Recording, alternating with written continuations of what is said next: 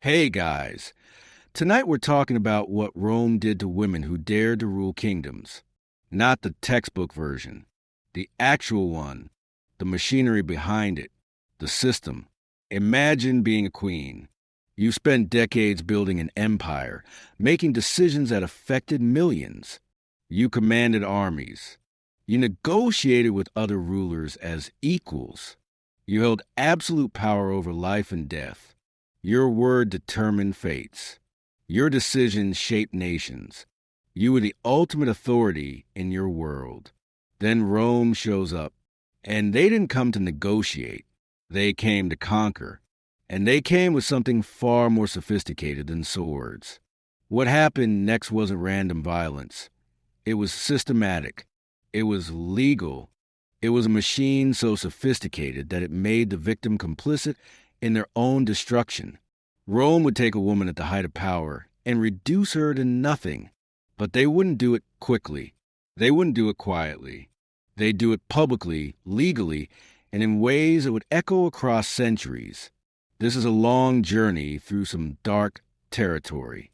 We're going to walk through the legal frameworks Rome built to justify execution, the public spectacles designed to humiliate, the execution methods that lasted days, the enslavement systems that stripped everything away, and the psychological torture that made survival feel worse than death. If you're here for the first time, welcome. Like the video if this hits right. Subscribe if you want more of this. Drop a comment about where you're watching from. Tell me your time zone. Tell me what you do while watching history like this. This story demands focus.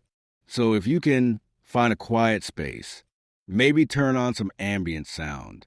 Get comfortable. We're about to spend the next 2 hours in some of the darkest corners of how power actually works. Not power in the abstract, real power, the kind that destroys people. Let's go. Now, let's talk about the legal machinery. This is where Rome gets genuinely brutal. Not because of chaos, but because of order. Rome didn't wake up and decide to execute queens. That's too crude. Instead, they built a system. A legal architecture so sophisticated that when a queen was brought to Rome in chains, she wasn't facing mob violence. She was facing bureaucracy. She was facing law. She was facing a machine that had spent centuries perfecting how to destroy threats while maintaining the appearance of civilization. Think of it like a tech company that builds an algorithm. The algorithm looks neutral, objective, based on data and rules. But it was designed from the ground up to produce a specific result. Rome's legal system was the same. It looked like justice. It sounded like procedure. But it was engineered to ensure that captured queens had no escape route, legal, political, or psychological. This framework changed everything, because it meant that when a queen was executed, she wasn't being murdered by an emperor with a grudge. She was being lawfully executed by the state. The entire weight of civilization came down on her, and she was supposed to accept it. The system didn't just kill queens. It killed their belief in their own rightfulness. It killed their dignity. It killed their defiance. Roman law operated like an unbeatable corporate legal team, confident, systematic, and designed to ensure the client Rome always wins. Except the client was an empire, the opponent was foreign rulers, and the stakes were absolute power. Historical records from the Digest of Justinian show that Rome had formal procedures for handling conquered rulers. What matters? Rome didn't treat captured queens like regular prisoners. They created a special legal category. Not quite human. Not quite political prisoners. Existential threats to the state that required systematic elimination. The Roman jurist Ulpian wrote that royal captives were simultaneously the highest rank and no rank at all. That paradox was the entire point. Your title made you dangerous. Your title guaranteed your execution. You couldn't escape by claiming you weren't a threat. Your power proved you were. You couldn't claim you were just a figurehead. Your authority proved you actually ruled. Your competence proved you had to die. Think of modern politics. You know how a candidate can be taken down not by single scandals, but by the opponent carefully reframing their entire record as suspicious? The tax return that wasn't actually illegal becomes suspicious. The business deal that was routine becomes conflicted. The political statement that was normal becomes inflammatory. Rome did this legally with queens. Everything they had done, maintaining her kingdom, making treaties, commanding armies, became evidence of her crime. She had ruled independently. That was sedition. She had asserted authority. That was treason. She had survived. That was ongoing rebellion. The legal category they created made resistance impossible. A normal prisoner might be ransomed, traded, eventually released, but a queen convicted of crime in lese majestatis, offending Rome's supreme majesty, had already been stripped of legal humanity. There was no legal path to freedom. The law had already written her death. The only question was method and timing. The system was so comprehensive that it created legal visibility for queens' actions before they even entered Rome. Their rule itself became documentable crime. Rome maintained extensive records on foreign rulers, tracking their actions, building cases before conquest even occurred. By the time a queen was captured, Rome often already had legal documentation of her crimes. When Rome conquered a kingdom with a female ruler, they faced a legal problem. The territory now belonged to Rome, but the woman still claimed authority. That was a contradiction Rome had to resolve, and they resolved it through law.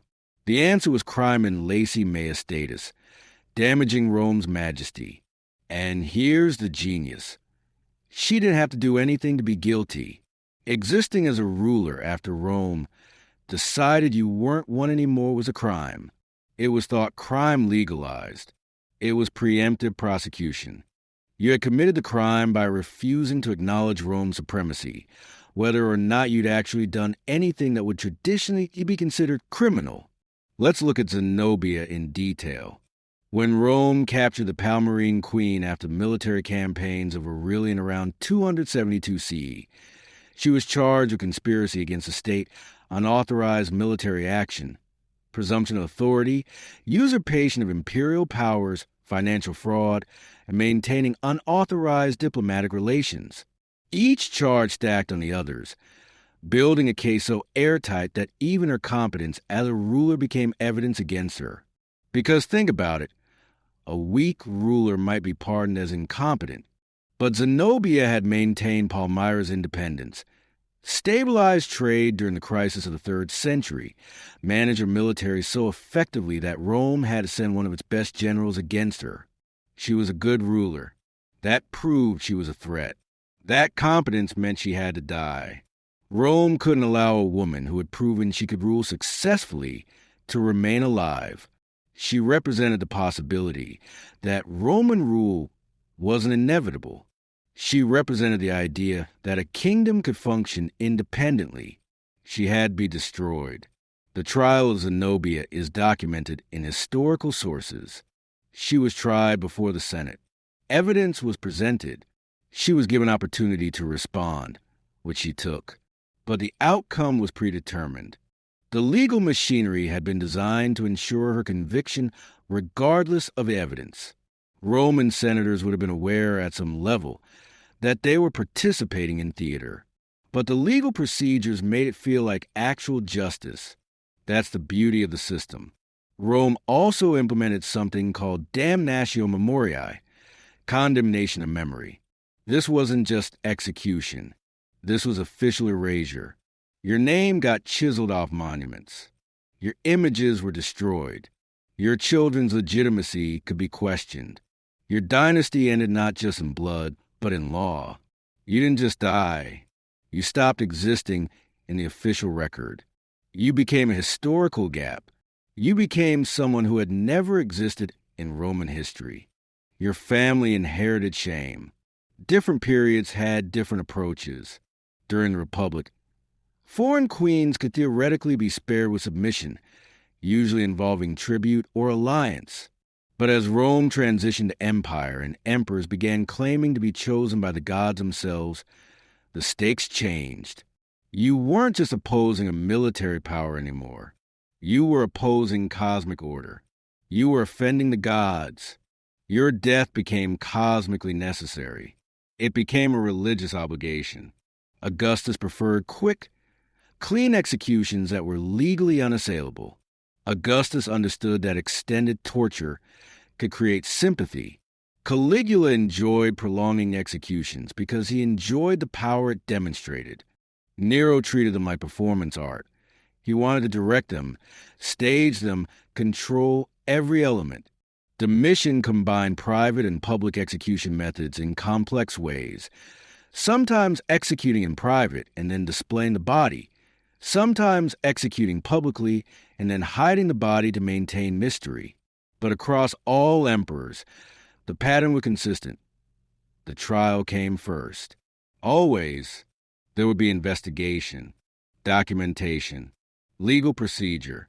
The outcome was predetermined, but the process was real. And that process was important because it made the victim participate in her own destruction.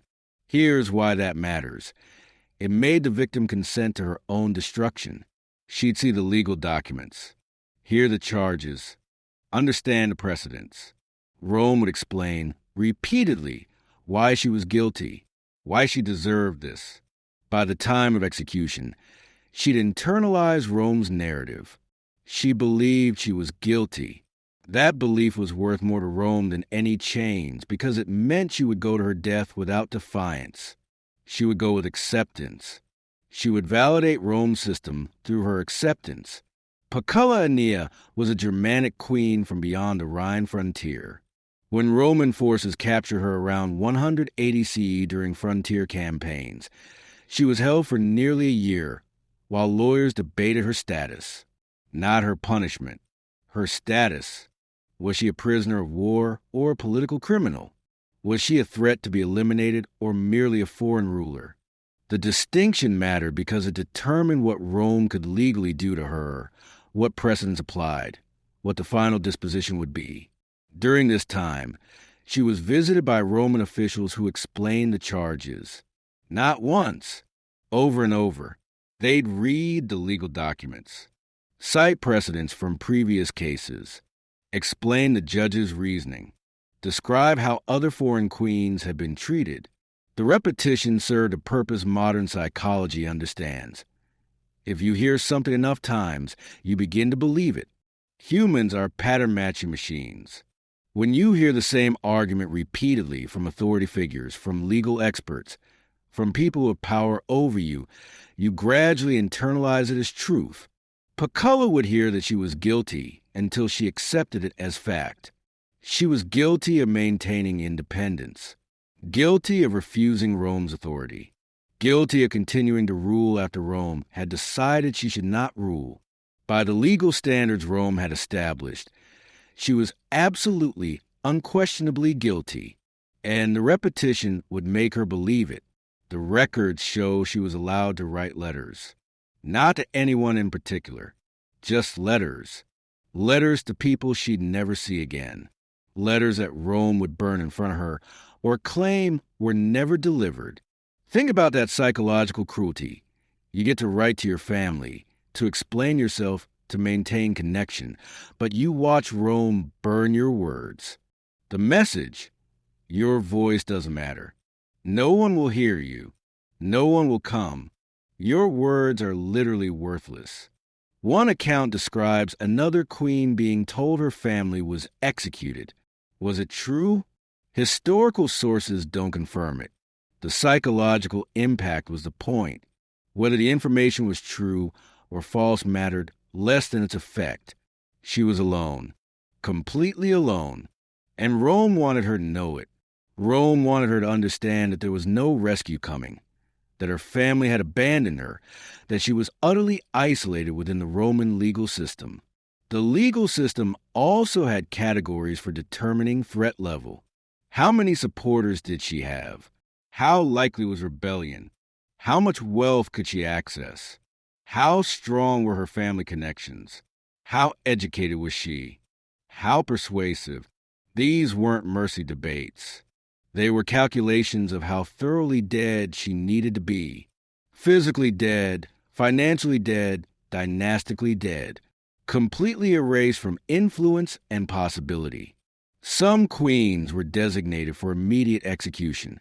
Others were marked for extended imprisonment before execution. The psychological destruction was considered more important than the speed. Some were designated for enslavement, considered less of a threat, but still dangerous. But once the legal machinery made its determination, that determination was final. There was no appeal. There was no reconsideration. The legal system had spoken, and queens had no choice but to accept its verdict. Let's look at one case in extraordinary detail. A queen of a smaller Asian kingdom, let's call her the Lydian Queen, based on historical patterns, was held in Rome's legal system for nearly a year. For 12 months, she existed in legal limbo, not yet convicted, not yet freed, not quite in the status of prisoner, not quite in the status of person, just waiting in bureaucratic suspension. During that year, Rome released information strategically. First, they told her the charges were serious. Conspiracy against Rome. Unauthorized military action. Operating independently. Then they told her other queens had been executed for less. They showed her historical precedents. Cases from 50 years earlier. Cases from 100 years earlier. See? This is how Rome has always handled foreign rulers who refuse submission. Hope would spike when she heard these precedents. Maybe Rome would just exile her like they exiled some queens. But then new information. Actually, exile is no longer policy. Now we execute. Hope would fade.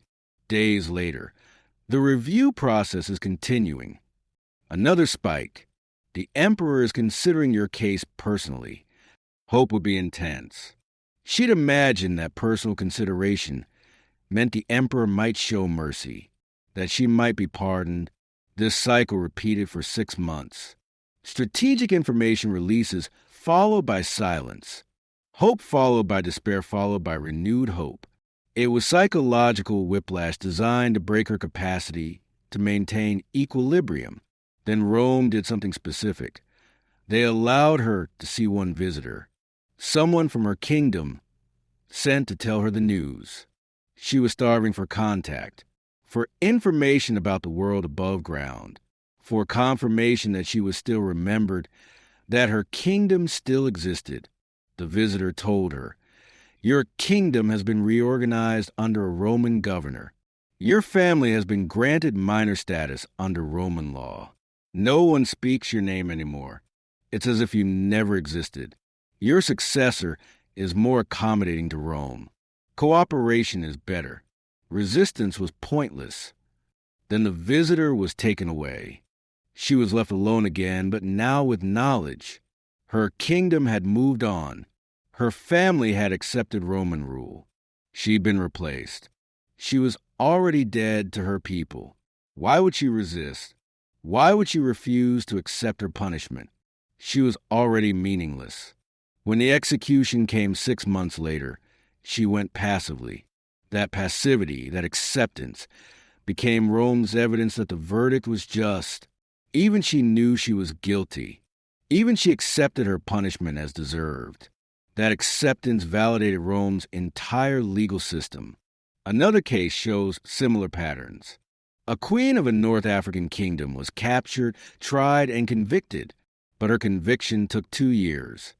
2 years of imprisonment, interrogation, periodic trials, legal arguments, deliberation.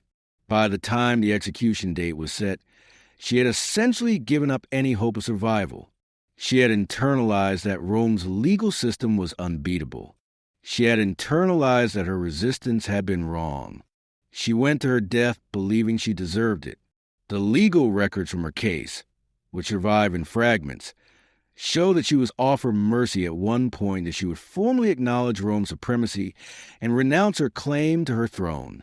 She nearly accepted, The psychological pressure had gotten so intense that renouncing everything, her identity, her authority, her very self, seemed preferable to continued imprisonment. But ultimately, Rome didn't allow surrender. Rome had already committed to her execution. The legal machinery had already produced a verdict. That verdict couldn't be altered by mercy or clemency. It could only be carried out.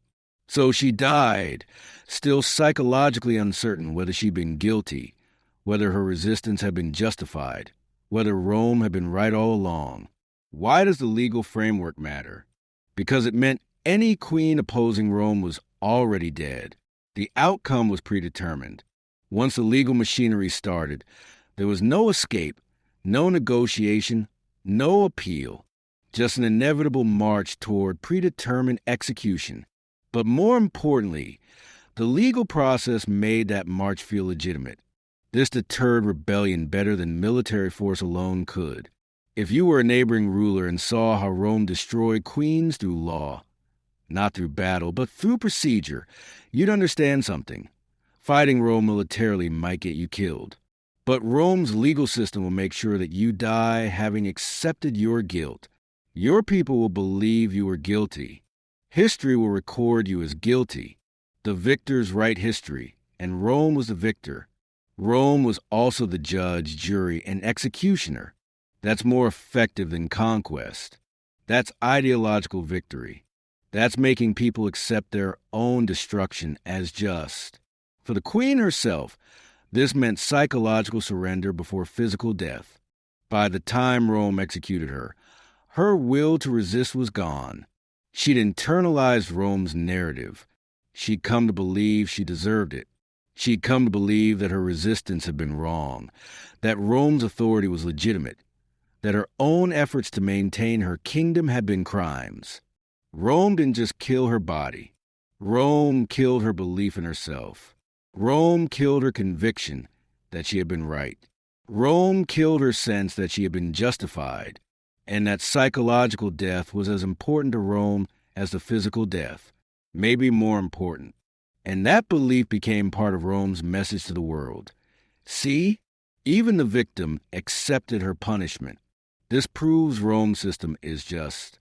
This proves Rome's authority is legitimate. Even the powerful, when confronted with Rome's law, accept their guilt. Even queens, when confronted with Rome's legal machinery, capitulate. That's the real victory. Not military conquest. Not execution. Legal execution. Execution that the victim accepts. Execution that history will record as just. That's the permanent victory. That's the kind of power that echoes through centuries. This brings us to what happened once the legal verdict was delivered. And if understanding the legal framework was uncomfortable, I need to prepare you. Get ready, because Rome didn't execute captured queens in quiet, private ways. They put them on display. They made spectacles. They turned execution into a form of communication, a message to everyone watching that this was what happened when you challenged Rome. The legal process was just the foundation.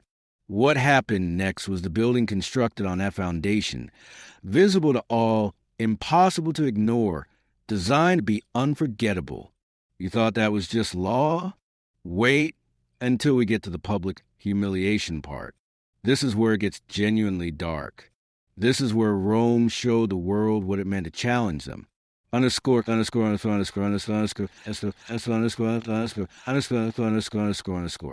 The most effective propaganda doesn't feel like propaganda. It feels like celebration, like natural expression of superiority, like entertainment. When a captured queen arrived in Rome, she didn't get executed immediately. First came the humiliation. First came the spectacle.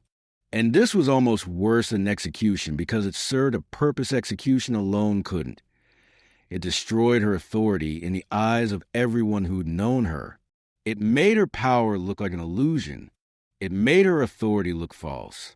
It showed the world that Rome had made her irrelevant. Imagine your daughter back in your former kingdom, hearing reports. Your mother was paraded through Rome in chains. Crowds gathered, thousands of them, maybe hundreds of thousands of them, lining the streets for hours. They threw things at her, spat at her, mocked her. They displayed her like an animal in a parade. Worse than an animal. Animals are just doing what they are. She was being made to do something she wasn't. She was being made to be powerless. That wasn't just punishment. That was psychological destruction. That was showing the world that Rome had reduced her from queen to spectacle. That her power was so completely false that Rome could erase it in a single afternoon in front of hundreds of thousands of people. Rome understood something crucial. Visual images persist longer than written accounts. A woman in chains is more powerful propaganda than any legal document. People who never heard of your kingdom would see her in chains and understand instantly Rome wins. Always. Completely. Resistance is not just dangerous. It's futile. The Romans formalized these displays. Triumphs weren't spontaneous celebrations. They were state ceremonies, carefully orchestrated with specific purposes and specific audiences. Accounts from Livy and Plutarch describe the procedures in extraordinary detail. These weren't mob scenes that got out of hand. The Senate voted on whether to hold a triumph and specified which captives would be displayed and in what order. The placement was deliberate. The route was chosen carefully. The timing was strategic. The clothing of the captives was designed to communicate specific messages. The most important prisoners got the most prominent placement. A captured queen would typically be placed immediately after the military spoils, right after Rome displayed the treasure stolen from her kingdom. The symbolism was exact. Her power is now Rome's property. Everything she ruled over, everything she controlled, everything her kingdom had accumulated, is now Roman property. And now you see what was ruling it. Now you see the person who claimed authority over these riches. And now you see her as nothing. The routes were chosen to maximize visibility. The procession wound through the most densely populated streets. Hundreds of thousands of people lined the route. They'd stand for hours waiting. They'd bring their families. Children would be lifted onto shoulders to see better. The anticipation would build. People would talk about when the procession would arrive. Merchants would close shops. The city would essentially stop to watch. And the purpose was clear: demonstrate Rome's supremacy over the highest-ranking enemies. A queen, the most powerful non-Roman woman imaginable, reduced to captive status. On display. Powerless. Humiliated. Think of it like a company posting social media content about crushing a competitor. But instead of a tweet, you're parading your competitor's CEO through the streets in chains. Except Rome didn't have social media. Rome had something more effective: physical presence. Thousands of people witnessing it directly. The memory of it would last their entire lives. They would tell their children. The image would persist. The procession had a specific structure, refined over centuries of triumphs. Music first. Horns. Drums. Announcing that something important was happening. Drawing crowds. Building anticipation. Then came the spoils of war. Not just generic treasure, it was personal. The golden statues from her palace. The jewels from her treasury. The religious artifacts that had been sacred to her kingdom. Everything that symbolized her power, now displayed as Rome's property. Soldiers would carry these items. Sometimes Rome would especially design carts just to display the volume of wealth. The message was unmistakable. We took everything. Then came thousands of soldiers in perfect formation.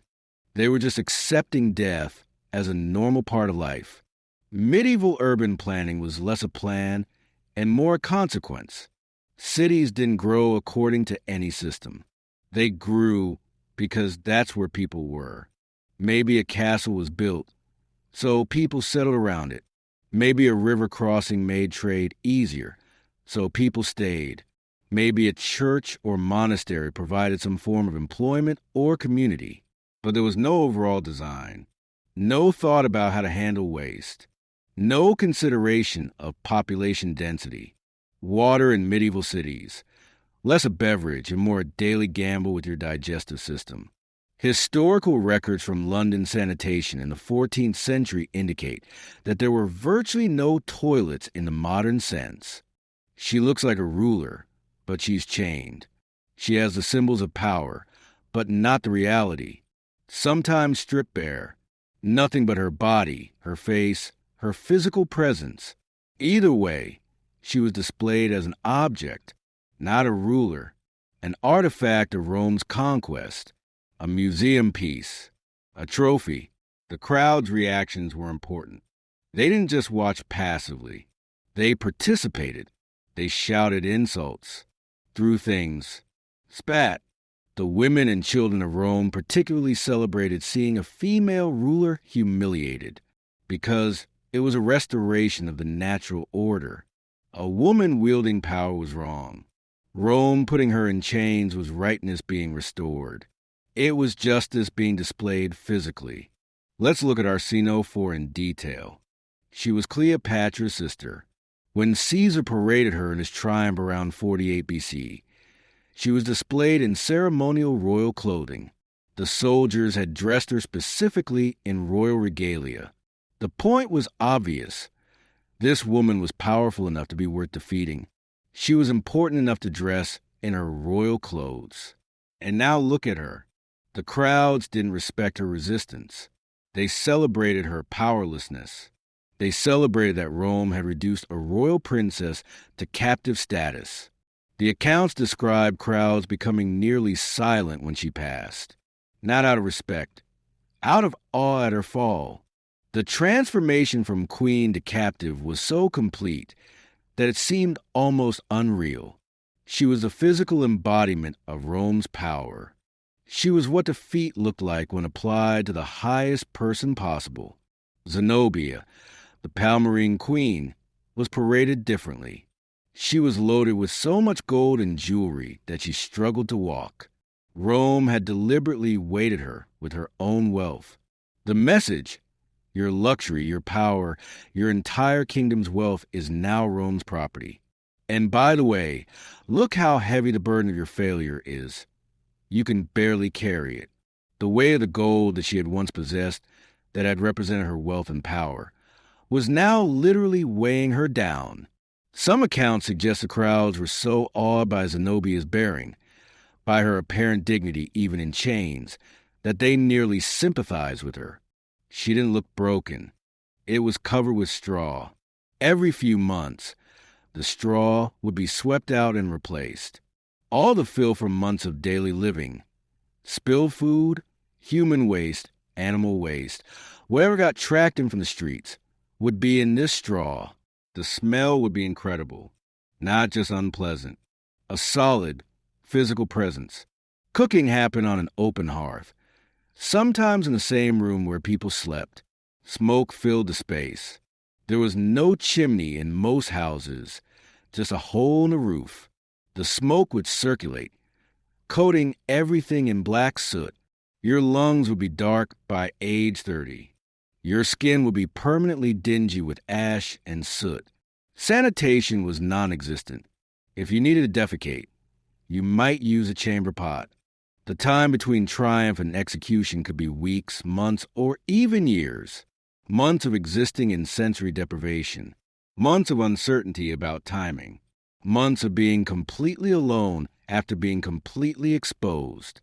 The contrast was devastating. One day, hundreds of thousands of people watching you. The next day, complete isolation. The shift from being the center of the world's attention to being forgotten in darkness was psychologically destructive. This combination was devastating. Public humiliation strips away dignity. Then isolation strips away hope. By the time the execution came, the queen had already been psychologically destroyed. The physical death was just a formality, a legal conclusion to a process that had already ended psychologically. Think of it like online discourse. First, you're publicly criticized, your reputation destroyed online, news articles. Social media. Everyone knows your name and why you're being condemned. But then the internet moves on. A new scandal emerges. People forget. You're left with the consequences. Nobody remembers you, but everybody remembers a narrative of why you were criticized. You're simultaneously exposed and ignored. The spectacle destroys you, and then the world forgets you were ever worth spectacling. Arsino reportedly reacted poorly to her humiliation. She screamed.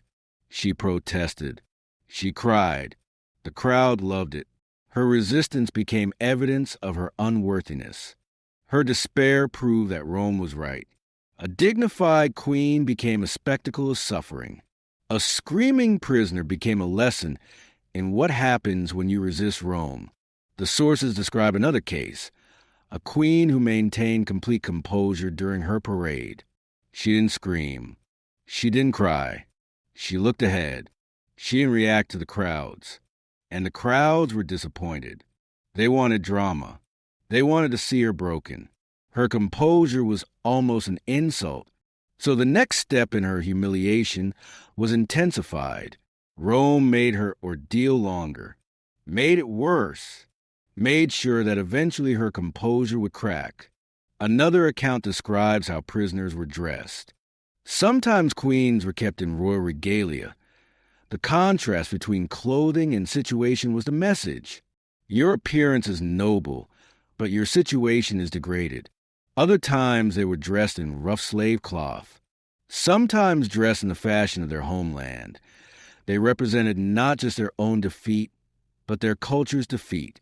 Rome would sometimes select the most expensive, most recognizable royal garments from the captured treasure and force the queen to wear them while in chains. The contrast was the whole point. One queen had her golden statue displayed alongside her actual body in chains. The statue was magnificent. The woman was destroyed. The message didn't need words. Look at what you were. Look at what you are now. Rome did that. The logistics of these events reveal Rome's sophistication. Costume designers would work with military planners to ensure every visual element communicated the right message. Clothing had to make the contrast clear. The number of soldiers had to be overwhelming. The placement in the procession had to establish hierarchy. The routes had to be chosen to maximize viewing. The timing had to be strategic. One account describes a kingdom's entire treasure being displayed before their former queen in chains. Gold, jewels, artifacts that had taken centuries to accumulate, religious objects that were sacred, all of it pulled from her palace, now carried through Rome by soldiers. She watched the things she protected being displayed as Roman property. The thing she'd spent her reign preserving and accumulating was being displayed as Rome's conquest. The crowds for a triumph involving a major captured queen could reach hundreds of thousands. These were festival days. The entire city would shut down. People would travel from the countryside. It was entertainment, patriotism, and propaganda simultaneously. Rome had turned humiliation into public spectacle, into state ideology, all at once. Rome was essentially running a propaganda campaign, but on a medieval scale. Modern propaganda uses media algorithms and targeted messaging. You see specific content based on your demographics and your past behavior. Rome used physical spectacle. Same goal, shape how people understood the world. Same effect, shape it thoroughly. One description notes a queen being paraded while people threw rotting fruit and garbage at her, not because she was hated as an individual. Most of the crowd had never heard of her, because she represented everything Rome needed to destroy. She represented independence from Rome. She represented female authority over significant territory. She represented the possibility that someone could resist Rome and still be powerful enough to rule a kingdom. That possibility had to be erased visually. When the crowd saw her in chains, they understood this is what resistance looks like. This is what defeat looks like. Do not resist Rome.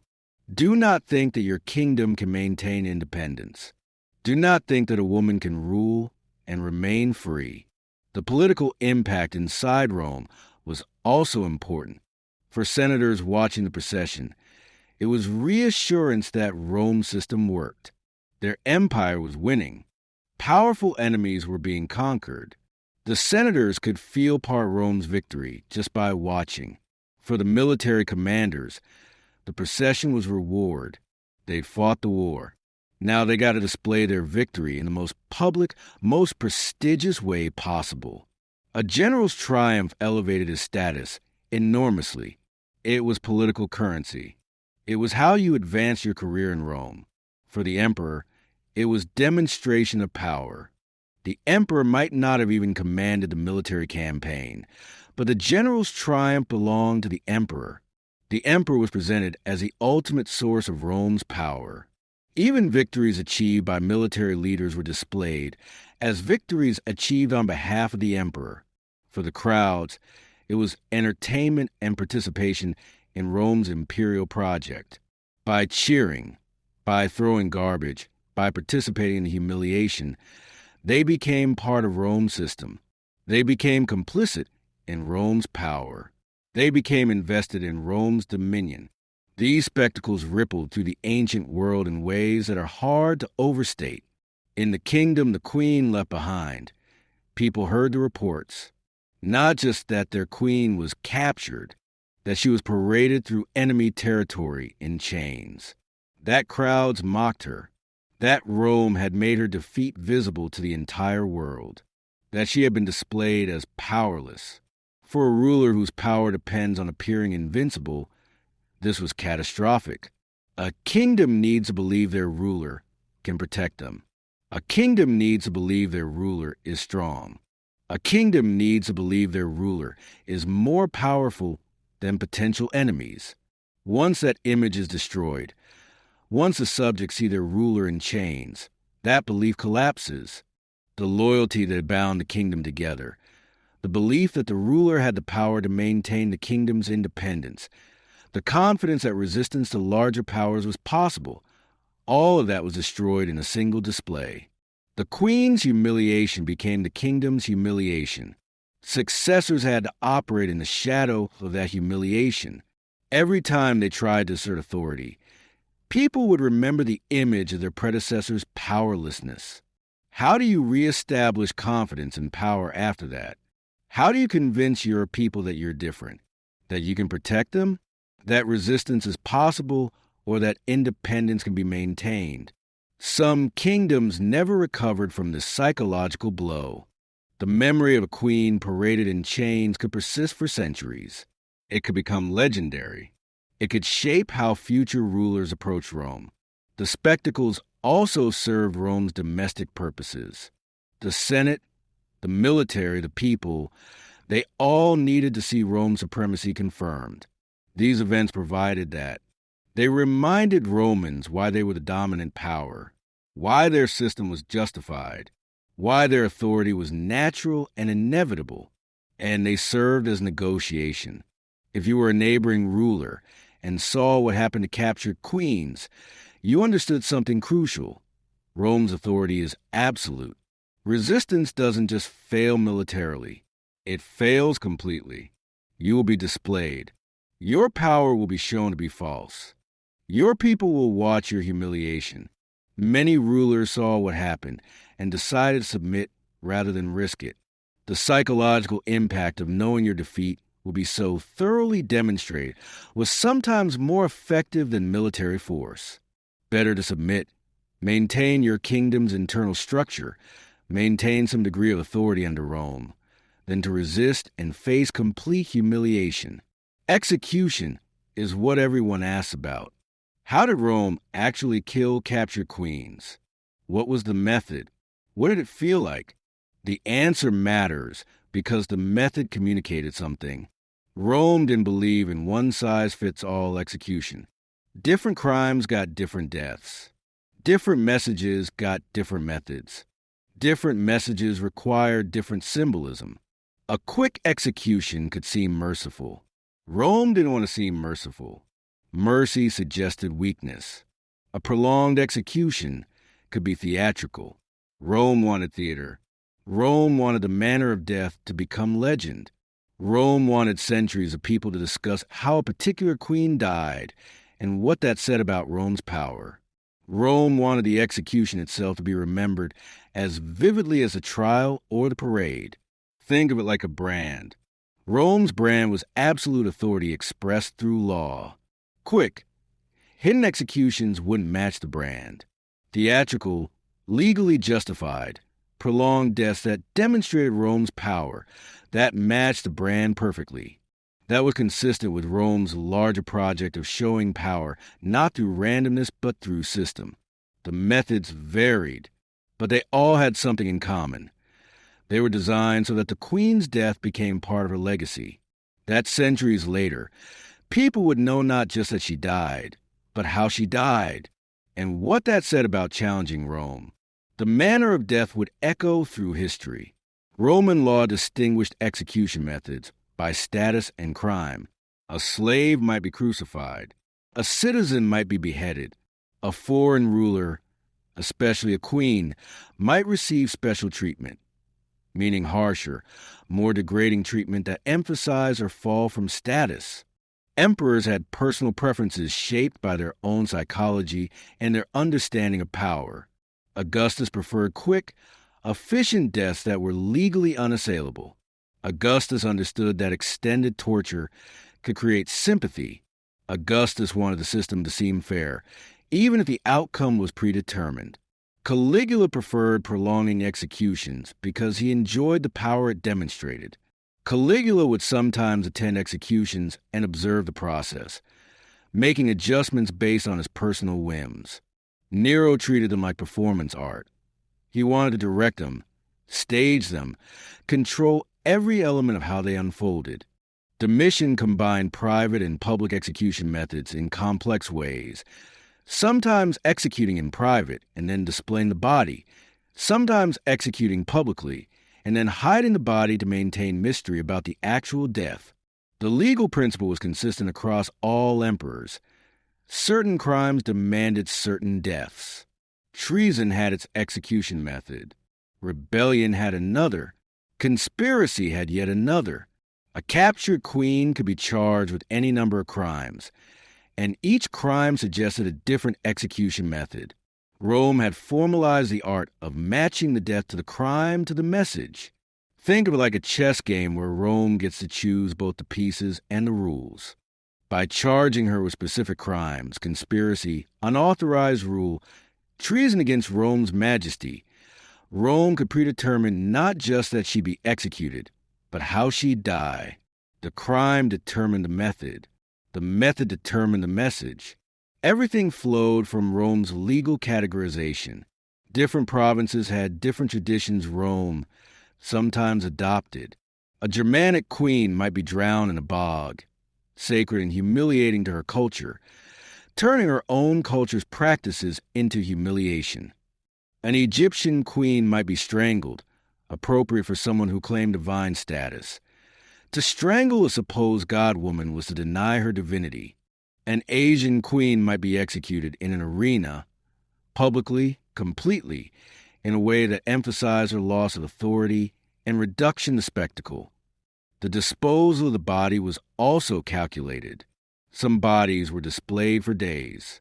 Others were immediately cremated, so there'd be no grave, no memorial, no place for worship. The destruction of the body prevented martyrdom. There could be no shrine, no pilgrimage site, no sacred location, just absence. Strangulation was common for high-status prisoners, especially queens. It was private, which meant Rome could control the narrative. The execution could happen out of sight. No crowds, no witnesses except official record keepers. But it was also controllable in ways that made it devastating. The executioner could adjust pressure, could prolong the death, could extend suffering for hours. Some executions lasted that long. Accounts describe prisoners losing consciousness, being revived, losing consciousness again. Death extended through time, experienced fully, aware for as much of it as possible. The goal wasn't just to kill. The goal was to make the killing a process, to make the queen experience her death as something happening to her body over an extended period. The garrote was a device with a screw mechanism. You could tighten it slowly, watch the progression, adjust the speed. It was a form of torture that could be called execution. The prisoner would experience increasing pressure around the neck. But here's what's actually insane. It happened again. 20 years later, plague returned, and the population collapsed again. This cycle would repeat multiple times over the next century. Plague would hit, kill massive numbers of people, and then hit again before populations had fully recovered. The effect on medieval society was profound. Entire villages would be abandoned. Agricultural land would go untended. Trade networks would collapse as merchants and traders died. A city like Venice or London would lose 40, 50, even 60% of its population in a single year. The social structures would break down. But, and this is the insane part, when populations recovered enough, people would re-inhabit the same cities in the same conditions. They would recreate the density and sanitation problems that had caused the epidemic in the first place. It was a cycle that repeated for centuries. It wasn't until the 1800s that science finally figured out that disease was spread by microorganisms and could be prevented through sanitation. The through line is this: medieval cities weren't just unhealthy. They were self-sustaining engines of population collapse. They would grow to a certain density. Disease would outbreak. Population would crash. Survivors would rebuild to the same density, and the cycle would repeat. The system was fundamentally unstable, and yet it was so normalized that people couldn't imagine an alternative. Which brings us to the next topic. The actual cause is a disease that medieval people completely fail to understand. Because while disease was transmitted through these awful conditions, people attributed it to completely wrong causes. They thought it was bad air. They thought it was planetary alignments. They thought it was God's punishment. This misunderstanding didn't just prevent solutions. The method was practical. It ensured death and destroyed the body. But Rome could make it theatrical, and it destroyed the body, preventing it from becoming a shrine. The humiliation of drowning came from the manner of death. Drowning was how you disposed of unwanted animals. Drowning was how you killed prisoners you didn't respect. It was not a dignified death. It was a practical death. It said, "You're not important enough to execute ceremonially. You're not important enough to display. You're just disposed of." Poisoning was reserved for high-status victims and was often private. A queen might be told she was spared, that she'd live in comfortable imprisonment. She'd be brought wine that was poisoned, food that was poisoned. This theory wasn't completely wrong. It correctly identified that decaying matter was associated with disease, but it completely missed the actual mechanism. The theory attributed disease to the smell rather than to biological organisms traveling in that same space. Here's the crazy part. Medieval physicians could have tested this hypothesis by experimenting with sanitation. Instead, they went the opposite direction. If miasma was bad air, then you should expose yourself to good air. So the rich would flee cities during plague. The poor would stay, get sick, and die.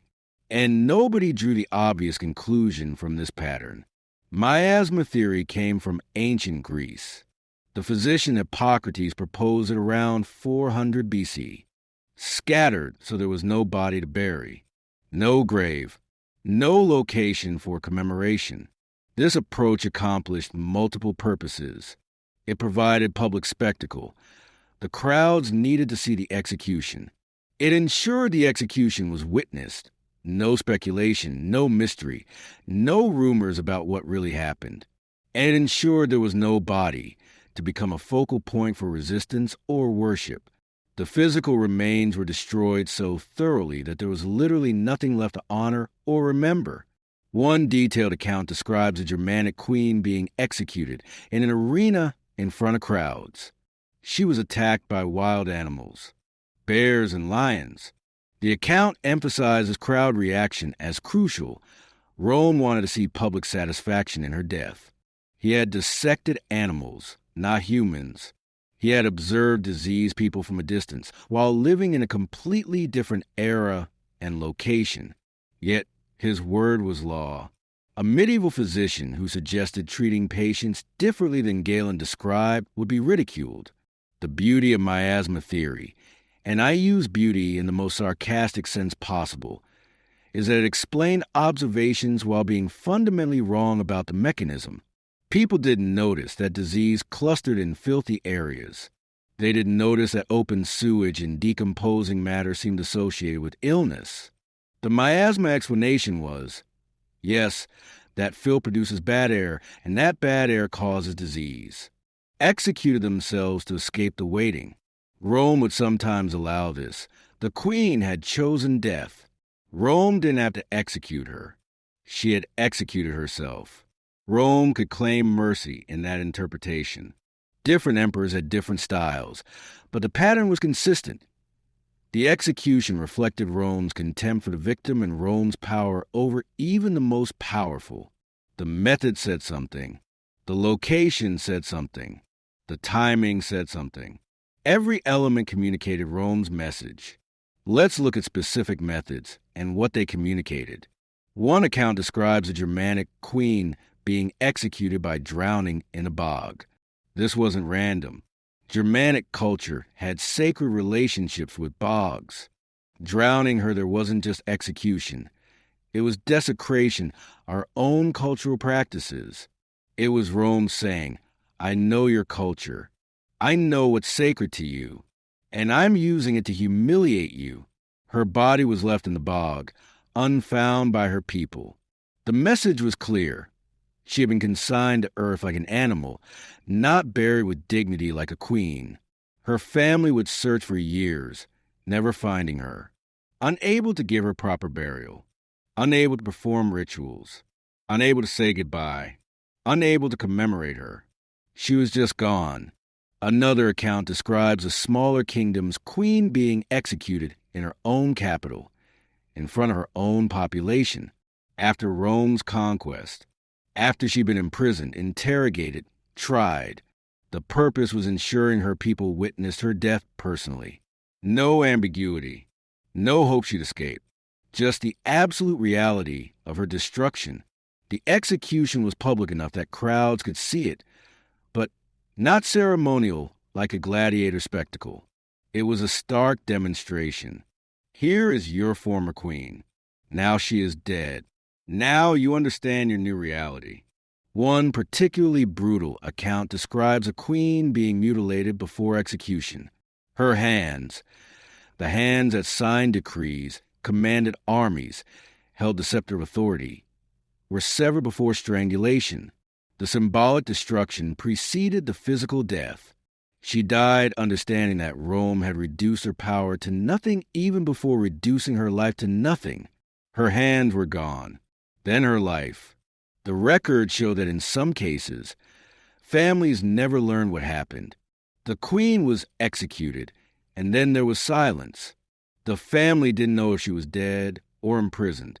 That uncertainty could last for years, decades, never knowing, never being able to mourn, never being able to process, just endless not knowing.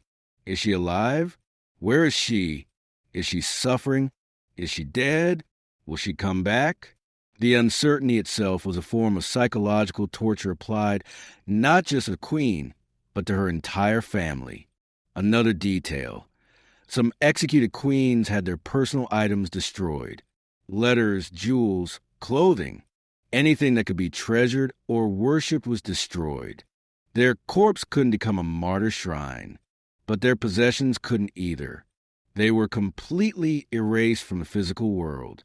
One account describes Rome collecting all the personal items of an executed queen and burning them publicly, not as a formal execution of the body, but as destruction of her possessions. It was saying, we're not just erasing her body, we're erasing the physical traces of her existence. Everything she touched, everything she owned, it's gone. Why does the method matter? Because it shaped legacy in ways that were profound and lasting. A quick, dignified execution is remembered differently than a prolonged, brutal one. A queen could be remembered as noble if she died stoically. Rome prevented that by extending execution, making it cruel, making her suffer. Her memory became tainted by manner of death. She wasn't the noble queen who resisted Rome. She was the queen who was slowly strangled. She was the queen who was torn apart by animals. She was the queen whose body was burned. For conquered kingdoms, the manner of execution communicated what Rome thought of the victim. If strangulation in a cell, isolated, alone, unknown to the world, if public arena execution, completely humiliated, displayed as spectacle, reduced to victim status, if desecration of the body, completely erased, not even permitted to have remains that could be buried. Each method sent a message about the victim and about Rome's power. The memory of death could inspire resistance or despair. If execution was so brutal that Rome seemed monstrous, rebellion became morally necessary. Rome is so cruel that we must resist even if it means death. But if execution was presented as just, as necessary consequence of crime, it inspired resignation, acceptance. Rome had no choice. The queen deserved this. The destruction of the body had consequences too. A queen with an intact grave becomes a martyr shrine. Her descendants visit it, worship it, perform rituals. But a cremated queen? Scattered ashes? There's nothing. No place to mourn. The victim is erased even after death. The kingdom has no physical location to process the loss. Execution methods also normalized state violence. Romans watching these deaths became accustomed to the idea that Rome could execute anyone, anyway, and it was just. Public execution was propaganda saying, this is what Rome does. This is how Rome maintains order. This is the price of opposition. Get used to it. By the time execution happened, the queen was already dead in every way that mattered. Power gone, dignity gone, freedom gone, psychological will to resist gone. The physical death was a formality, but even that formality was designed to communicate Rome's message. Even your death serves Rome's purposes. Underscore, underscore, underscore, underscore, underscore, underscore, underscore, underscore, underscore, underscore, underscore, underscore, underscore. Not all captured queens were executed. Some lived. But living as a slave after having ruled a kingdom, that was sometimes worse than death itself. It was a different kind of death, a slower kind, a kind that lasted decades. Imagine this. You spent your entire adult life making decisions, commanding armies, administering justice. You wielded absolute power. People bowed to you. Your word determined the fates of millions. You wore crowns. You were addressed as your majesty. You sat on thrones. Then Rome captures you. Rome could execute you. But instead, Rome decides you'll be a slave. Not a privileged slave. Not a household slave with status. A slave. You'll work. You'll own nothing. You'll have no authority over even your own body. Someone else owns you. They own your labor. They own your time. They own your body. And everyone will know what you were. That's the cruelty. If a physician had been willing to ignore theory and just observe carefully, he might have noticed patterns that would lead to germ theory. He might have noticed that disease spreads through contact. He might have noticed that cleaning wounds led to better outcomes. He might have noticed that isolation from sick people reduced infection rates. Instead, physicians were trained to observe the world through the lens of miasma theory. When they saw patterns, they interpreted them to the theory rather than letting the patterns speak for themselves. But a former queen enslaved would be placed in particular vulnerability.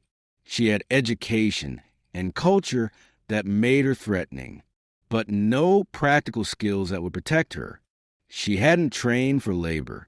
She'd trained for ruling. She'd trained her diplomacy, for military command, for administration. She'd trained to give orders, not to take them. And she was likely to be seen as an uppity slave prone to rebellion, a slave with dangerous ideas about authority, about power, about what she deserved. The legal process was formal. The queen would be entered into slave registries. Her name would be changed, or she'd be assigned a slave name. Her previous identity would be officially erased. She would become property, an asset. The framework always protected itself from falsification. There was no outcome that could prove the theory wrong. A patient who recovered after bloodletting, the bloodletting worked. A patient who died after bloodletting, the bloodletting should have been more aggressive, or the disease was too strong, or God had other plans. Some physicians actually noticed this pattern. There are journal entries from medieval doctors expressing frustration that their treatments weren't working as expected. But rather than concluding that bloodletting was harmful, they conclude that they hadn't applied it correctly or that they needed to add additional treatments. The response to failure was always to apply more of the same treatment. Socially, economically, legally, you cease to exist as a person. You're now a thing. You're now property. You're now subject to use and abuse in ways that no law protects you against. The conversion to slavery happened immediately. First, loss of identity. A queen had a name, a title, a lineage that meant something, generations of ancestors who had passed down authority. She'd be stripped of that, given a slave name, something simple or demeaning, sometimes just a number. The woman who had been Cleopatra of Alexandria, queen of Egypt, defender of the realm, chosen of the gods, became Cleopatra, or sometimes just Slave 47 or some other designation. The title, the thing that made her who she was, gone. She'd answer to this new name or face punishment. Beaten if she didn't respond. Beaten if she used her former title. Beaten if she mentioned her former status. The new name will be the only one she was allowed to use, the only one that mattered legally. This name change was a legal declaration. The previous person no longer exists. In Rome's eyes, she was a former queen now enslaved. She was a slave who had never been anything else. Her history of power was irrelevant, erased. Her 30 years of ruling her kingdom, irrelevant. Her decades of making decisions, irrelevant. She had always been a slave. Her freedom, her power, her authority, all of it was a temporary aberration. Now things were back to normal. She was property again. Then, loss of property. Everything she owned became Rome's property or her master's property. Wealth, jewels, land, treasure, whatever she'd hidden, whatever she'd tried to protect, all of it became Rome's. She'd owned literally nothing, not even her clothes technically. They belonged to her master. She would wear what the master provided. She would eat what the master provided. She would sleep where the master permitted her to sleep. But more devastating, loss of the concept of possession. A slave in Rome might have small keepsakes, a trinket, a piece of cloth, a small keepsake from a past life, a memory object. A queen enslaved would find even that taken away. Nothing could be hers. Not even memory was hers. She was forbidden from speaking of her former rank, punished if she reminded people of what she had been. If she said, "I used to rule," that was insubordination. That was dangerous thinking. That was a challenge to the order of slavery. She'd be beaten. The work assignment came next. And here, a former queen faced a problem. She wasn't trained for useful labor. She hadn't learned trades. She'd learned to govern. Some queens were assigned household labor, cleaning, serving, cooking, work done by the lowest slaves in her own household. Menial work that she'd never done before, work that required no special skill, just physical effort and obedience, some to textile production, standing at looms for hours, producing cloth, doing repetitive work that was numbing and exhausting, some to agricultural labor, fields, brutal, destructive to the body. Some were sold to wealthy men specifically for entertainment, literally used as property for amusement, which could include conversation. The master might enjoy talking to an educated former queen, or teaching her humiliation. The master might enjoy commanding someone who used to be powerful, or sexual slavery.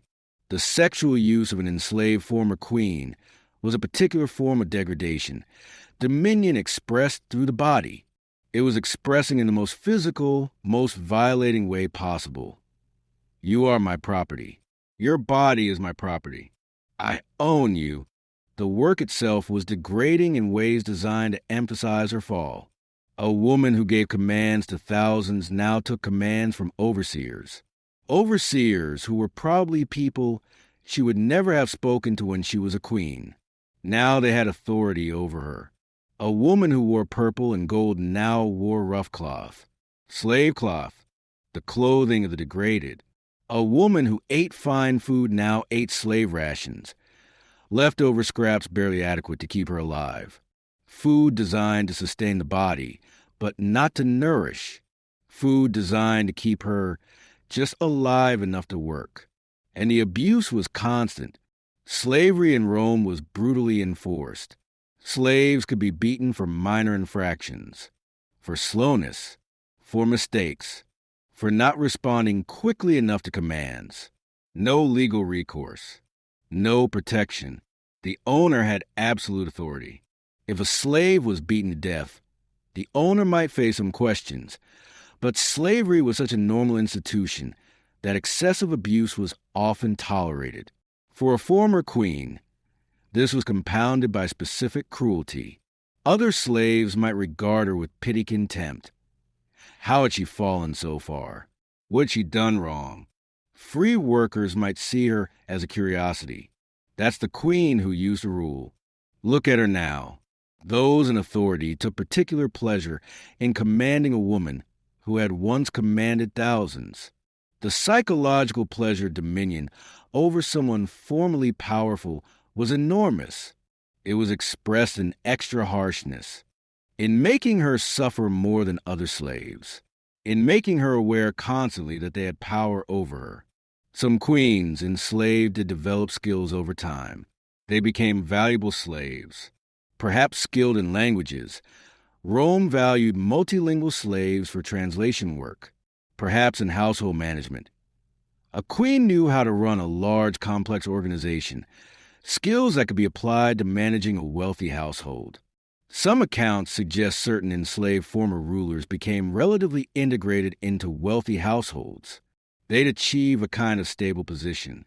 They'd be trusted to manage other slaves. They'd have responsibilities. They'd have some degree of security. But this brought its own cruelty. The better she was treated, the more integrated into household life, the sharper the contrast became. She'd watch free women coming and going, making their own decisions, controlling their own fates. She'd see her owners making decisions about their futures. She'd see them planning, building, creating, and she'd remember doing that, being the one who decided, being the one who built the kingdom. Some sources suggest a few enslaved former rulers attempted escape.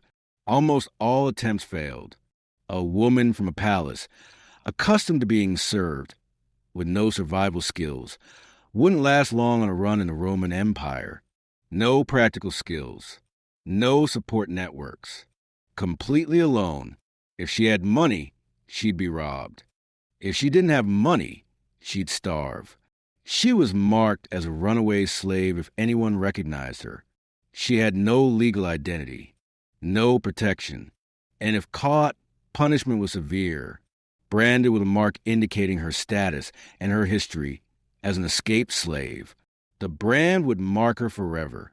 Mutilated, fingers cut off so she couldn't work as effectively, or other permanent disfigurations that would mark her forever as property and as runaway property, or executed as an example. A second escape attempt meant death. Rome would make an example of her. She'd be crucified or otherwise publicly executed specifically to discourage other slaves from attempting escape. Some sources describe queens choosing suicide while enslaved, stopping eating, refusing care, finding ways to end their lives rather than continuing. Rome sometimes allowed this. It was a slave choosing death. Her death wasn't Rome's responsibility. Other times Rome prevented it, force-feeding her, monitoring her carefully, because her death would be Rome's choice to make, not hers. Rome wanted to maintain control even over her death. The duration of slavery could be indefinite, decades. A queen might live out her entire remaining life as a slave. She might work in slavery for 30, 40, 50 years. She might be eventually freed, though freedom without resources was also a kind of continued enslavement. She'd have no property, no family connections, no way to support herself.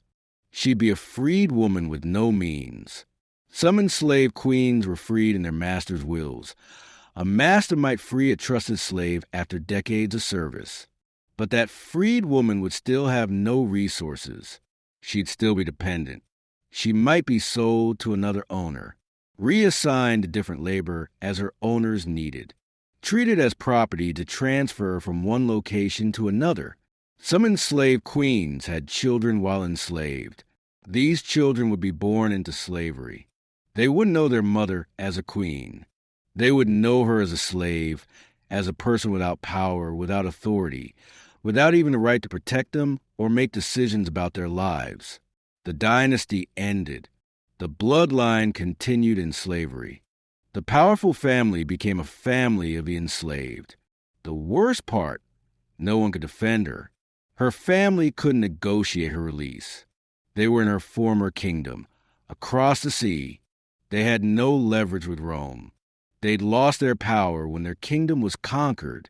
Her allies wouldn't risk Roman displeasure by attempting to ransom her. She was too valuable as a symbol of Rome's power to be ransomed. She was alone, completely alone except for a constant presence of those who enslaved her, who controlled her, who had power over her. And Rome kept her alive because her existence served a purpose. As long as she lived, she was evidence of Rome's power. As long as she lived as a slave, Rome demonstrated. This is what happens to those who challenge us. You don't die quickly. You die slowly, erased into slavery, day by day, year by year, until you are nothing, until you forget that you were ever anything else. One detailed account describes a Numidian queen enslaved in a wealthy Roman household in the 2nd century. She continued to attempt to assert authority even as a slave, speaking to other slaves in commands rather than requests. She would give orders to the other enslaved people, expecting them to obey. She would reference her former status, try to invoke the respect that her lineage deserved. She would say things like, "I commanded armies," or "I ruled nations." This behavior was punished severely. She was beaten severely, not just a quick striking, extended beating. She was isolated, kept separate from other slaves. She was forced to perform the most degrading tasks as punishment for her attempted assertion of dignity. The master of the household was specifically interested in breaking her spirit. The physical punishment alone wasn't enough. He wanted her to understand that her former status meant nothing. So he'd parade her before other enslaved people while she was being punished. He'd describe her history, that she'd been a queen, ruled a kingdom, commanded armies, lived in palaces, wore crowns, and use it to emphasize her current degradation. "Look at her now," he'd say, "the queen of Numidia, carrying water for my household. The woman who commanded armies is now a servant. The woman who ruled nations is now my property. Remember what she was. Remember what happens when Rome catches you." Over time, her spirit broke. According to the account, by the 3rd year of her enslavement, She had stopped trying to assert authority. She stopped speaking except when directly addressed. She performed her labor without comment, without resistance. She became essentially what slavery required her to be: nothing, an object, a tool, property. She had internalized that she was nothing, that her former life had been a dream, that this was her real life. The account notes she lived another 20 years enslaved. 20 years of labor, of abuse, of degradation, never visited by her family, never hearing from her kingdom, never receiving confirmation that the world she'd ruled still existed. For 20 years, she wore slave clothes and performed slave labor.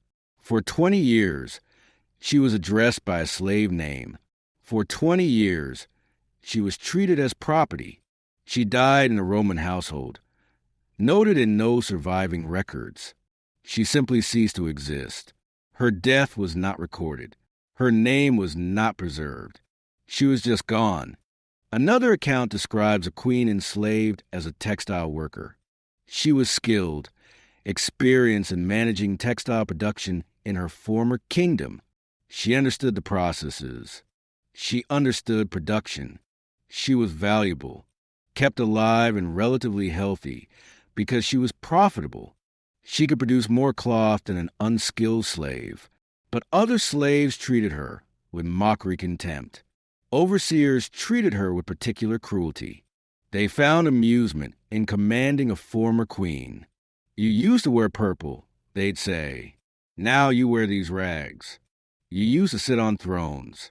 Now you sit at looms. The account suggests her slavery was psychologically worse because she was competent. She lived in stable degradation, not punished for incompetence, just enslaved permanently, working here, producing cloth for the rest of her life. No hope of freedom, no hope of escape, just a permanent condition of slavery. Why enslave instead of execute? Politically, a dead queen was tragic but final. A living queen enslaved was different trauma. Might she escape? Might Rome use her for leverage? Might rebellions form around her potential restoration? The kingdom lived in uncertainty. Some kingdoms continue to hope that they might eventually ransom their former queen. Some might plan to rescue her. Some might see her as a potential alternative if the new Roman-approved government failed. The presence of a living, if enslaved, former queen kept possibilities open. Rome sometimes used this strategically. If a kingdom seemed potentially rebellious, keeping the queen alive as a slave was deterrent. The kingdom would know she was alive, somewhere enslaved. Resistance wouldn't result in her death, just her continued humiliation. That sometimes prevented rebellion better than execution would. We could rebel, but our queen would face even more suffering if we did. Psychologically, for the enslaved queen, enslavement was extended execution, death slower, erasure gradual, but complete. Living through that day by day, year by year, was sometimes more agonizing than swift death. At least death would have ended. Slavery could last decades. For Rome, enslavement demonstrated that Rome could absorb enemies. Rome could take the highest and reduce them to the lowest. Rome could own them, literally own them. Rome could use them for labor. Rome could control their time and their bodies. That was ultimate power. The enslaved former queen was visible reminder to Rome's subjects. They're in households, in workshops, in gardens, living embodiment of Rome's power. Demonstration of what happened to those who challenged Rome. And unlike an executed queen, she couldn't become a martyr. She couldn't inspire resistance through her death. She inspired despair. The despair of knowing resistance doesn't even grant swift death. It grants decades of degradation, slow dissolution into nothing. Underscore, underscore, underscore, underscore, underscore, underscore, underscore, underscore, underscore, underscore, underscore, underscore, underscore, underscore, underscore. The most effective punishment isn't the most visible. Sometimes it's the one that happens entirely in the mind. Sometimes it's so subtle that the victim doesn't even realize it's happening until it's too late. Rome understood this. Rome had centuries of experience understanding that the worst things you could do to a person weren't always the loudest. Sometimes they were quiet. Sometimes they were psychological. Sometimes they were so effective that the person essentially destroyed themselves. Sometimes the psychological destruction was so complete that even freedom wouldn't heal it. Even decades of freedom wouldn't fully repair what Rome had broken. When Rome captured a queen, some of what happened was visible. Trials, parades, executions, or enslavement. But there was another layer. Something that happened in shadows. Something Rome deliberately constructed to ensure psychological destruction was as complete as the physical destruction, sometimes more complete. The goal was simple.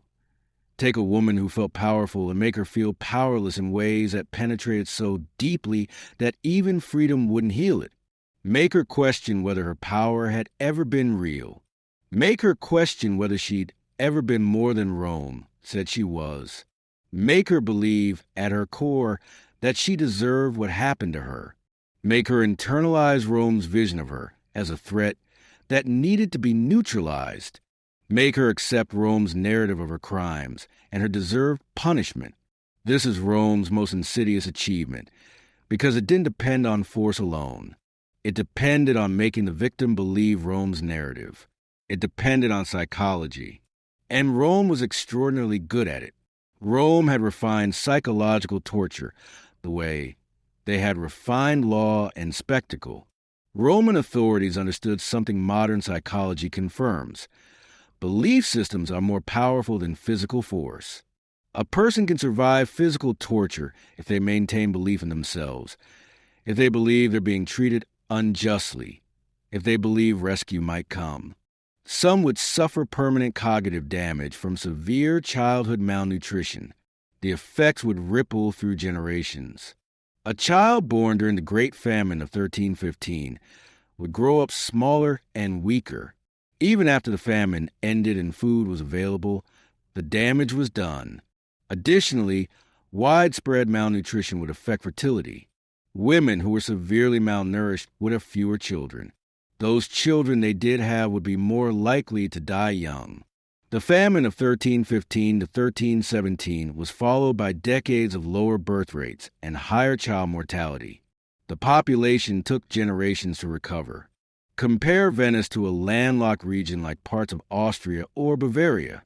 If the harvest failed, there was no way to import food. You can't rebel against chaos. Chaos is illegitimate, but you can't easily rebel against procedure. Procedure feels legitimate. Feels like it's how things are supposed to be. When you're being tortured according to procedures, when your suffering is documented in legal files, when the system seems to be operating normally, then resistance feels like you're resisting not just your captors, but the entire order of civilization. Records describe how authorities would explain crimes, evidence, and inevitable conclusion repeatedly. The prisoner would see legal documents. Here charges read. Here precedents cited. Judges' reasoning explained. Over and over, this is legal. This is inevitable. The repetition served a purpose modern psychology confirms. If you repeat something frequently, people begin to accept it. They internalize it. The message becomes truth in their mind. The queen would hear charges so many times that she began believing them. I am guilty of conspiracy. I am guilty of illegal military action. I am guilty of refusing Rome's authority. After hearing it dozens of times, she began to accept it as fact, not as something Rome was claiming, as something that was true. Her own resistance to the charge would weaken. Her own sense that she'd done nothing wrong would fade. Think of it like how repeated messaging shapes belief in modern politics. A narrative repeated enough times becomes accepted as fact. Rome understood this perfectly. They weren't trying to convince her intellectually. They were trying to reprogram her belief system. The Mamertine prison was designed to be psychologically destructive. It still exists today, and people who visit it report the overwhelming oppressive feeling of the space. Underground cells, minimal light, foul air from hundreds of prisoners, water seeping constantly from the walls, moldy, the smell of waste overwhelming, the cold bone deep in ways that don't leave your body even after you're released. The isolation total, below ground, couldn't hear the world above, couldn't see sky, couldn't feel sun. Time became meaningless. You didn't know if it was day or night. You didn't know what day it was. Forests grew back over previously cleared agricultural areas. The landscape itself was recolonizing. This wasn't a temporary setback. This was a fundamental collapse of population density. It would take centuries to rebuild the population to pre-plague levels. And the people who lived through this period would never see the recovery. They would live their entire lives in a depopulated, traumatized, economically struggling world. Underscore.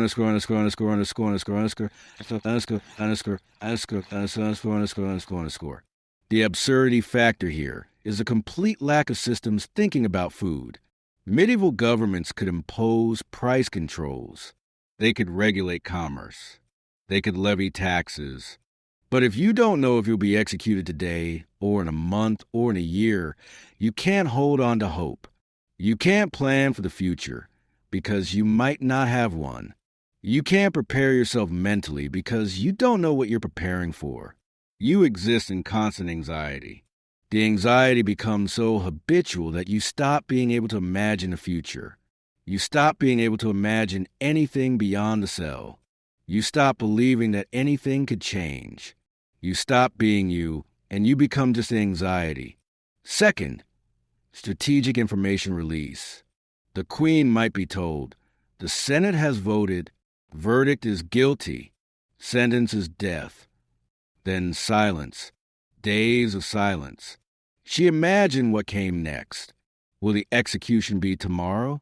Next week? The not knowing is worse than knowing. Rome would release information at exactly the wrong moments. More silence. The emperor is reviewing the verdict. More imagination. More waiting. The torture of uncertainty. The thing about imagination and fear is that imagination is almost always worse than reality. The actual punishment, when it comes, is often less frightening than what the mind has imagined while waiting in darkness. Rome understood this. Rome didn't want to minimize fear. Rome wanted to maximize it. Rome wanted her to suffer more in her imagination than she would suffer in reality. Third, isolation. Complete isolation. Incommunicado. No messages to family. No negotiation. No confirmation that the outside world still knew she existed. Some sources describe queens in extended imprisonment who questioned whether time was passing, whether the world still functioned normally, whether anyone still alive remembered her. The psychological impact of complete isolation is profound. Without any external reference, the mind begins to doubt reality itself. Fourth, controlled interactions. Guards would speak to her according to script, would refer to her by slave name or prisoner number, not royal title, would speak in language treating her as insignificant, speaking about her as if she wasn't in the room. The prisoner will eat now. Not your majesty, we brought food. Just reduced to object status in language. The tone of voice communicated contempt. A queen used a deference now spoken to as if barely worth the effort of speech. Fifth, information about family. The queen might be told her son was executed, her daughter, her whole family killed or enslaved. Whether true or not, the psychological impact was a point. She'd be left with the belief that everyone she loved was gone. She was alone, abandoned, no rescue coming. No one was fighting for her freedom. No one was trying to ransom her. She was utterly alone. 6. False mercy. The queen would be told, the emperor is considering clemency. Your sentence might be commuted. You might be freed. Hope would spike. After weeks of psychological torture, after weeks of isolation and fear, suddenly there's a possibility of salvation, the possibility that this could end, that she could be released, that she might return to her kingdom, or at least escape this nightmare. For days or weeks, she would carry this hope. Her mental state would shift. She would start to imagine freedom. She would start to think about what she would do if released. She would start to hope again. Hope is more powerful than food. Hope is more powerful than safety. The possibility of freedom would sustain her through the continued imprisonment. Then, the emperor has decided to proceed with the original sentence. Execution would be scheduled. The hope would be withdrawn. The false mercy would be revealed as torture. The false hope made final despair deeper. It made her question her own reality assessment. Had she been naive? Foolish? Had she deserved this? Perhaps Rome was right about her. Perhaps she was guilty. Perhaps she deserved punishment. The hope had set her up for deeper despair. 7th, sensory variation. Complete darkness for extended periods. Then light, artificial light, coming through a small opening. Then darkness again. The variation prevented adaptation. The mind never settled, never found equilibrium. Darkness does things to the human mind. Darkness makes time meaningless. Darkness makes isolation absolute. Darkness makes the mind hallucinate. After weeks in darkness, people begin to see things that aren't there, hear things, feel things, doubt their own sanity. Then the shift to light was jarring. The mind would struggle to readjust. Rome would vary these conditions repeatedly. Darkness, light, darkness. Light, darkness, light. The constant variation prevented the mind from adapting to anything. 8th, writing and burning letters. The queen would be given materials to write letters. Her hopes would rise that they'd be delivered, that her family would know her fate, that she could explain herself. Rome would let her write. She'd spend days writing, opening her heart, explaining, begging, confessing, writing everything she needed to communicate to her family. Then Rome would burn the letters in front of her, or claim they were delivered and received with indifference. The message, no one cares. No one would rescue you. Your words don't matter. The world doesn't care about your explanation. 9th, denial of basic dignity. Minimal clothing, dirty water, inedible food, no privacy for bodily functions. These humiliations, day after day, made her question her own worth. If Rome was treating her like this, perhaps she was less worthy. Perhaps she'd deceive herself about her own importance. Perhaps her entire sense of herself as a powerful queen had been a delusion. 10th, forced reflection. After imprisonment for a while, she'd be taken somewhere she could see herself. She'd see the transformation. Thin, hollow cheeks, matted hair, sore-marked skin, empty eyes. The physical transformation would force confrontation with what Rome was doing to her. She was not the woman she'd been. Rome had broken her body. 11th, forced confession. She'd be pressured to confess to crimes she may or may not have committed, sometimes through continued isolation, sometimes through threat of harm to family members, sometimes through the simple weight of the legal case against her. Lawyers and senators would come and explain to her that the evidence was overwhelming, that her best hope was to confess and throw herself on the mercy of the emperor. Refugees would flee before armies, carrying disease with them. Villages would be burned intentionally to deny resources to enemies. Crops would be destroyed. Animals would be slaughtered. It is documented that during the 100 Years' War, some English forces were so poorly supplied that soldiers were literally starving. They would maraud through villages, stealing grain and livestock. When they caught plague, which was inevitable given their conditions, they would spread it to new regions. It was a catastrophic system where warfare actively ensured that disease would spread rapidly. Let's talk about the experience of a soldier in 1348. He's enlisted in an army. Maybe he's been drafted. Let's look at one specific tactic in extraordinary detail. False hope combined with isolation. A queen in the Mamertine would suddenly be told, "The emperor is considering clemency. There is a chance that your sentence will be commuted. You might be freed." Her entire mental state would shift. After weeks of psychological torture, after weeks of isolation and fear and degradation, suddenly there's possibility, salvation, freedom. The possibility would sustain her. She'd imagine being released, seeing her family, returning home, eating food she wanted, sleeping in her own bed. Days or weeks of this hope. It would be the only thing keeping her functioning, the only thing keeping her from giving up completely. This sliver of possibility. Then, the emperor has decided to proceed with original sentence. The death sentence will be carried out on date. The false hope would be withdrawn. The possibility would be revealed as illusion. The despair would be deeper because of the hope that had preceded it. Hope had made her vulnerable. Hope had made her weak. Hope had built her up so that the fall was harder. The false hope made the final despair deeper.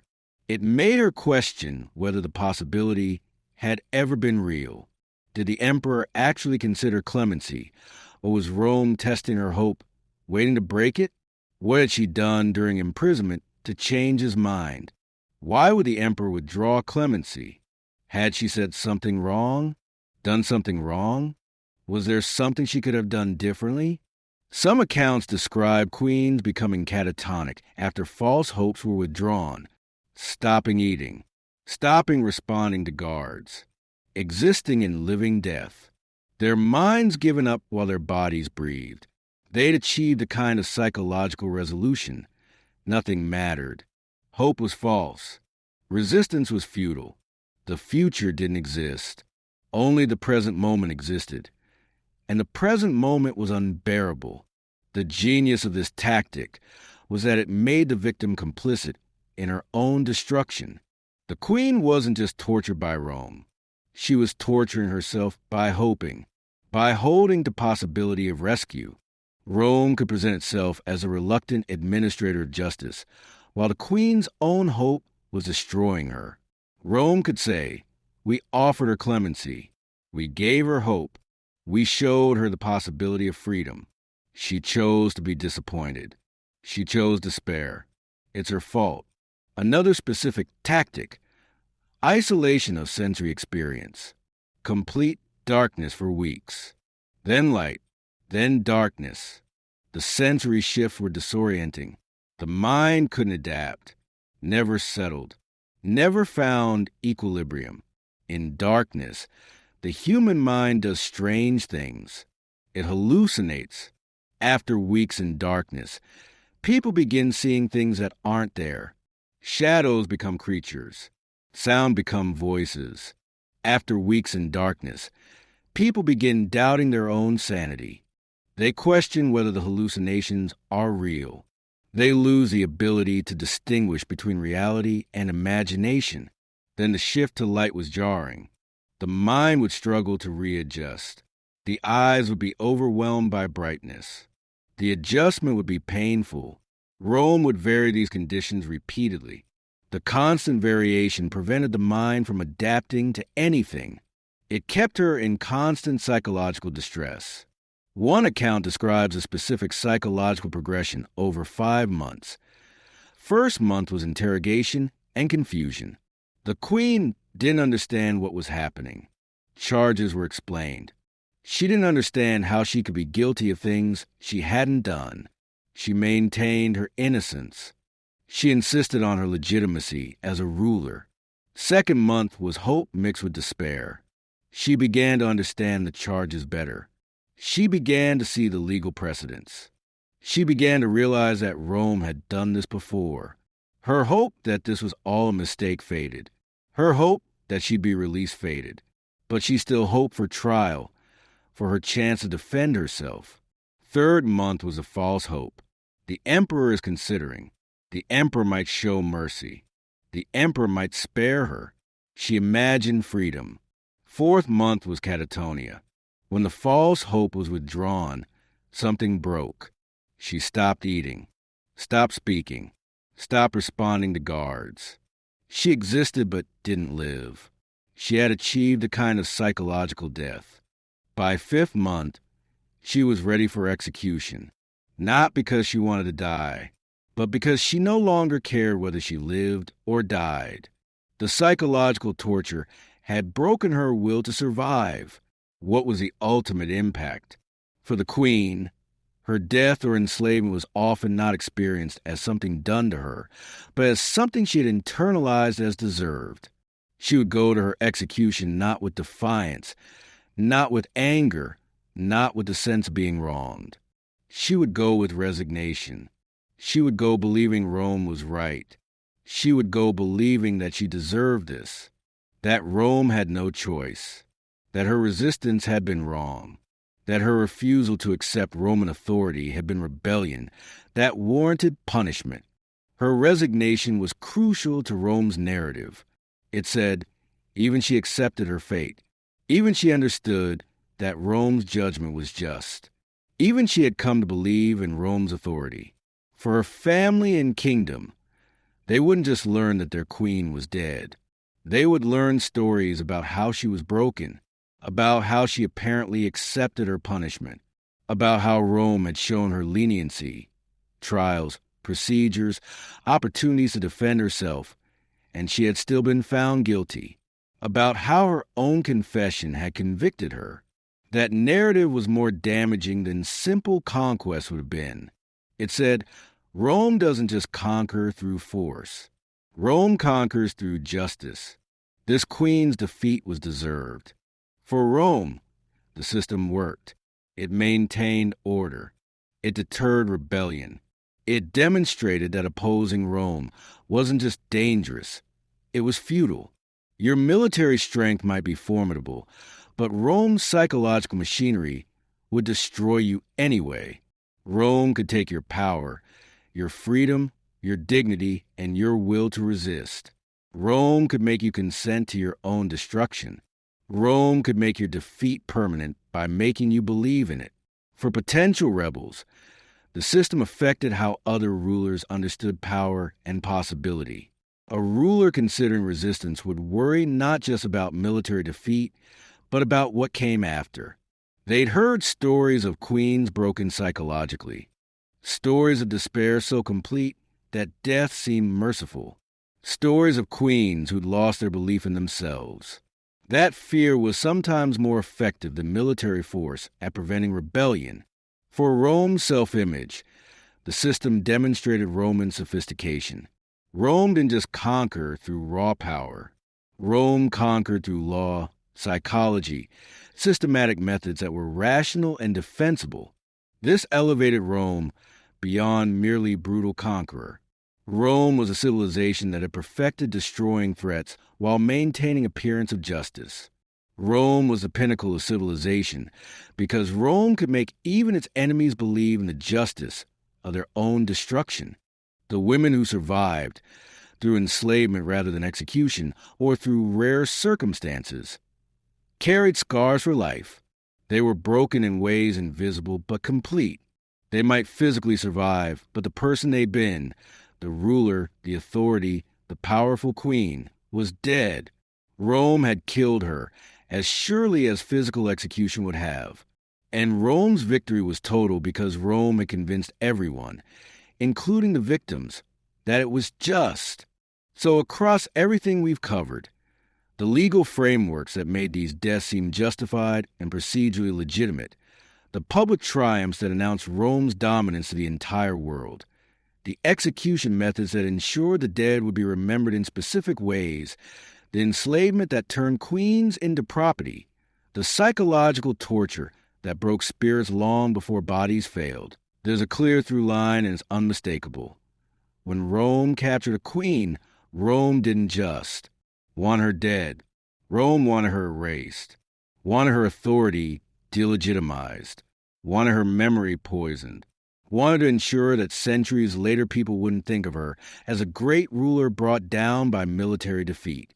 People would think of her as a woman who challenged Rome and lost everything, a woman who deserved her punishment, a woman who was correctly destroyed by a superior civilization. That's what Rome accomplished. That's what the system was designed to accomplish. Rome was extraordinarily effective at this. The system worked. It worked so well that we might not even be aware of some of these queen stories today because Rome successfully erased them. We know about the ones who became famous because of their execution, but there might have been dozens, hundreds more whose names didn't survive, whose stories didn't persist, who were successfully erased. Rome's success rate was high. But here's what's interesting, and it's something Rome didn't fully anticipate. Despite everything, some of these queens are still remembered. Their names survive. Zenobia, Cleopatra, Arsinoe, Boudica, countless queens whose names are lost but who ruled kingdoms, who made decisions, who opposed Rome, who refused to simply accept Rome's absolute authority.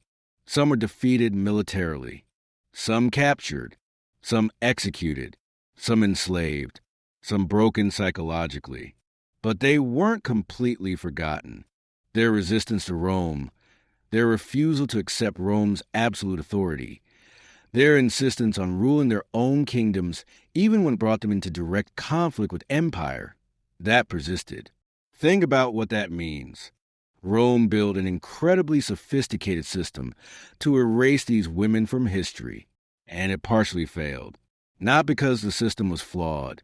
The system was extraordinarily effective, but because the resistance was real, because the authority these women wielded was real, because their refusal to submit was real. Because when you commit that much effort to destroying someone, it suggests they were worth destroying. It suggests they were powerful. It suggests they mattered. Rome understood power in sophisticated ways. Rome knew that execution wasn't enough. Knew you had to attack identity, legitimacy, memory, will. Knew you had to convince people that resistance was futile. Rome built systems to accomplish all that, and in many cases it worked. Queens were broken. Kingdoms were subdued. Resistance was crushed. Rome's authority was established and reinforced through law and spectacle and psychology. But Rome's system also had limits. It depended on power being overwhelming. It depended on the conquered people accepting Rome's narrative.